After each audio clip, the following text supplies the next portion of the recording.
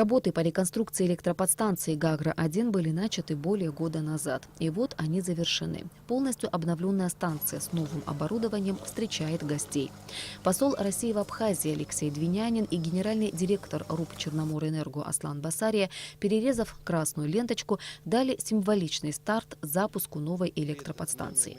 Аслан Басария рассказал Раулю Хаджумба и Алексею Двинянину о том, в каком состоянии была станция до начала реконструкции и какие работы здесь проведены. Подстанция была построена еще в 1957 году и к моменту ее модернизации была практически непригодна к дальнейшей эксплуатации. Гагра-1 питает основные узлы города, в частности его центральные районы, и перебои в подаче электроэнергии в основном происходили из-за больших нагрузок, которые сети не выдерживали по причине изношенности оборудования на подстанции. Если ранее мощность Гагры-1 была всего 20 мегаватт, то теперь, благодаря установке двух трансформаторов по 25 тысяч киловольт-ампер каждый, ее мощность увеличилась вдвое и составляет 50 мегаватт. Как говорят специалисты, это позволит решить вопрос с перебоями электроэнергии в центральной части города, особенно в летний и зимние периоды. Эта подстанция дает возможность увеличить мощность той части города, которая питается от этой подстанции. Каждый потребитель, наверное, понимает, что для того, чтобы до него довести эту электроэнергию, проходит огромное количество электроустановок. Но что касается непосредственно этой подстанции, здесь вы видите современное оборудование, качественно проведенные работы, и все те отключения, которые были связаны непосредственно с подстанционным оборудованием или с невозможностью выдать дополнительную мощность, они на сегодняшний день локализованы и решены. На подстанции установлен современный общеподстанционный пункт управления. Здесь размещены шкафы релейной защиты и автоматики, которые срабатывают при экстренной ситуации автоматически. Каждый шкаф имеет свою функцию, которая посредством реле определенных и посредством уставок, то есть времени срабатывания этого оборудования, он срабатывает и защищает то оборудование, которое у нас есть уже по различным классам напряжения.